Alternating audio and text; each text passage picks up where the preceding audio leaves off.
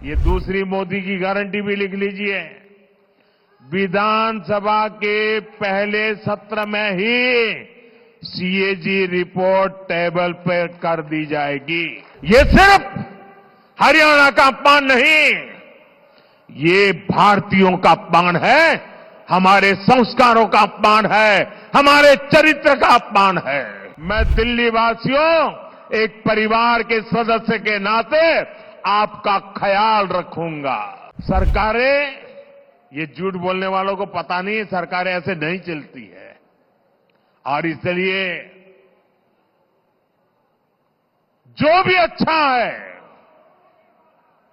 जो दिल्ली के कल्याण के लिए है, दिल्ली वासियों की भलाई के लिए है, उसको आगे चलाया जाएगा, उसे और मजबूती दी जाएगी, उसे बल दिया जाएगा। हां, बेईमानों को जाना पड़ेगा।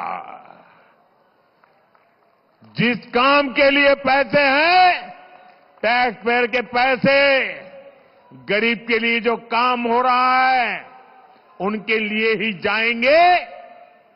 भाजपा सरकार इन योजनाओं में पारदर्शिता लाएगी, इनमें भ्रष्टाचार को बंद किया जाएगा। साथियों, आप याद कीजिए, सीएजी रिपोर्ट 1860 से ये व्यवस्था चल रही है। सीएजी का जन्म हुआ, अंग्रेज गए, योजना चलती रही, अनेक सरकारें आई, सीएजी योजना चलती रही। ये पहला ऐसा व्यक्ति आया जिसने इतनी पुरानी सीएजी जैसी संस्था, इतनी क्रेडिबल इंस्टीट्यूट और सरकार में चेक और बैलेंस के लिए एक बहुत ही महत्वपूर्ण व्यवस्था, उसको उसने कागज का टुकड़ा बना करके फेंक दिया। साथियों, आपदा सरकार सीएजी की रिपोर्ट को दबाकर बैठ गई है। इन्हें शराब घोटाले, शीश महल घोटाले, शिक्षा घोटाले, अस्पताल घोटाले, ऐसी हर चीज से पर्दा उठने का डर है। आप भाजपा एनडीए के उम्मीदवारों को जिताइए। विधानसभा के, ये दूसरी मोदी की गारंटी भी लिख लीजिए, विधानसभा के पहले सत्र में ही सीएजी रिपोर्ट टेबल पर कर दी जाएगी।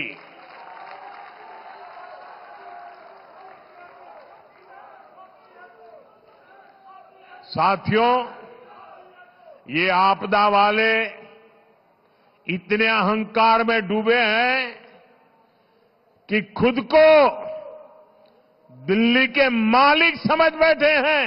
अरे ये देश तो ऐसा है, पशु पक्षियों तक को पानी पिलाता है, कभी उनको नुकसान नहीं पहुंचता है। और ये आपदा है कि हरियाणा वाले दिल्ली के पानी में जहर मिलाते हैं। ये सिर्फ हरियाणा का अपमान नहीं, ये भारतीयों का अपमान है, हमारे संस्कारों का अपमान है, हमारे चरित्र का अपमान है। ये वो देश है जो पानी पिलाना धर्म माना जाता है, जहां पियाऊ रखने की परंपरा है। इस देश में ऐसे लोग हो गए जिन्होंने खुद का घर नहीं बनाया, कि गांव वालों के कुआं खोदा या बावड़ी बना दी। इस देश में देश के वासियों को ऐसा झूठा आरोप लगाते हो। चुनाव हारने का ऐसा डर कि कुछ भी बोलो। मुझे पक्का विश्वास है, ऐसी ओछी बातें करने वालों को दिल्ली इस बार जरूर सबक सिखाएगी। इन आपदा वालों की लुटिया यमुना जी में ही डूबेगी। दिल्ली के एक पूर्व मुख्यमंत्री ने हरियाणा के लोगों पर घिनौने आरोप लगा दिए हैं। हार के डर से आपदा वाले बौखला गए हैं। आप बताइए, हरियाणा के लोग दिल्ली से अलग है क्या? क्या हरियाणा वालों के परिवार, बाल बच्चे, नाते रिश्तेदार दिल्ली में नहीं रहते क्या? क्या हरियाणा के लोग अपने ही बच्चों के पानी में जहर मिला सकते हैं क्या? हरियाणा का भेजा यही पानी दिल्ली में रहने वाला हर कोई पीता है। पिछले 11 साल से ये प्रधानमंत्री भी वही पानी पीता है।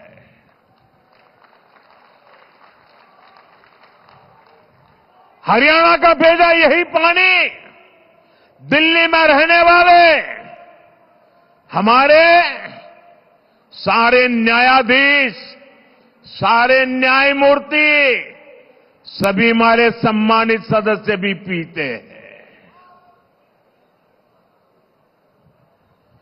जो विदेश की एम्बेसियां हैं, दुनिया की एम्बेसियां हैं, वो भी वही पानी पीते हैं। गरीब के घर के आसपास भी वही पानी होता है। क्या कोई ये सोच सकता है क्या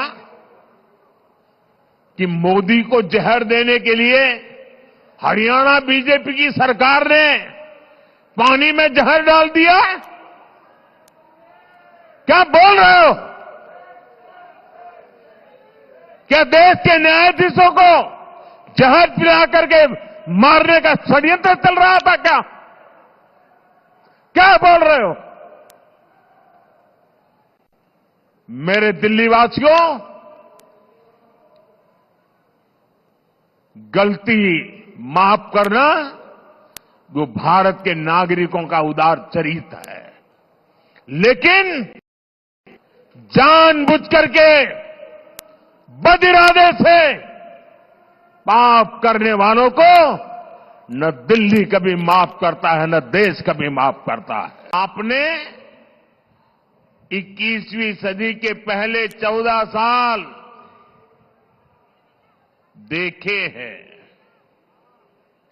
उसमें कांग्रेस का कार्यकाल भी देखा है, फिर 11 साल आपदा सरकार को दिए, लेकिन दिल्ली की समस्या तो वही की वही है। 25 साल इन दोनों ने आपकी दो पीढ़ी को बर्बाद कर दिया है। जब दिल्ली की बात आती है तो किसी ने 14 साल राज किया, किसी ने 11 साल राज किया, फिर भी वही जाम, वही गंदगी, वही टूटी फूटी सड़कें, गलियों में बहता गंदा पानी, वही जल भराव, वही प्रदूषण। पीने के पानी के लिए लोग तरस रहे हैं, हाहाकार हो रहा है, कुछ नहीं बदला। इन हालातों से दिल्ली को बाहर निकालना है कि नहीं निकालना है? इन हालातों से दिल्ली को बाहर निकालना है कि नहीं निकालना है? कौन निकाल सकता है? कौन निकाल सकता है? कौन निकाल सकता है? मोदी नहीं, आपका एक वोट इन मुसीबतों से मुक्ति दिला सकता है। आपके वोट की ताकत है। हमें 11 साल के पेंडिंग काम भी पूरे करने हैं और आने वाले 25-30 साल की तैयारियां भी करनी है। और इसलिए मैं दिल्ली वासियों से आग्रहपूर्वक कहना चाहता हूं,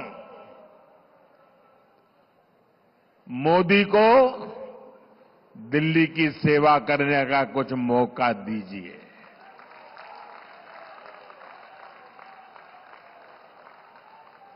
देश भर में मैं बहुत कुछ कर पाया हूं। दिल्ली में आपने मुझे सेवा करने का अवसर नहीं दिया। आपने 25 साल कांग्रेस भी देखी, आपदा भी देखी, अब एक बार कमल को भी देख लीजिए। मुझे सेवा करने का अवसर दीजिए। और मैं दिल्ली वासियों को कहता हूं, जैसे एक परिवार का मुखिया अपने परिवार का ख्याल रखता है, मैं दिल्ली वासियों एक परिवार के सदस्य के नाते आपका ख्याल रखूंगा। आपके सपने मेरे सपने होंगे।